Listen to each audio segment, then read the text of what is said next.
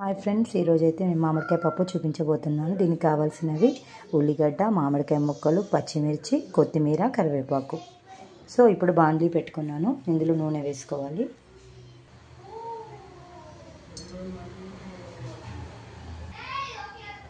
నూనె వేసుకున్నాను.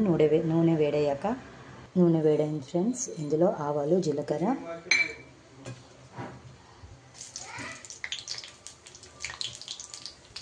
పచ్చిమిర్చి వేసుకోవాలి. బాగా వేగనివ్వాలి.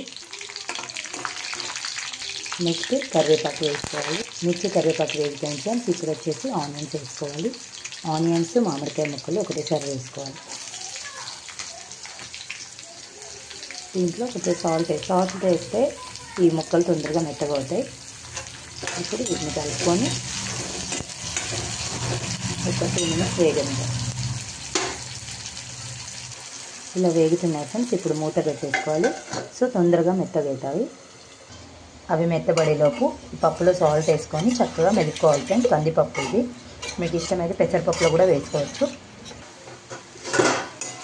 ఇప్పుడు ఇవి మెత్తగా అయ్యాయి ఫ్రెండ్స్. ఇందులో వచ్చేసి 1 స్పూన్ కారం, చిటికెడు పసుపు, 1/2 స్పూన్ ధనియా పౌడర్, తగినంత సాల్ట్ వేసుకొని చక్కగా కలుపుకోవాలి.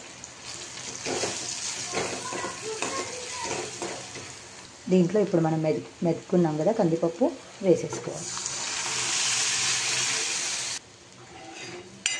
ఇలా చక్కగా కలుపుకోవాలి. ఒక 5 నిమిషాలు ఉడకనివ్వాలి ఫ్రెండ్స్. సో చివరిగా సన్నగా తరుక్కున్న కొత్తిమీర వేసుకోవాలి. స్టవ్ ఆఫ్ చేసేయాలి. సో టేస్టీ మామిడికాయ పప్పు రెడీ అయిపోయింది ఫ్రెండ్స్.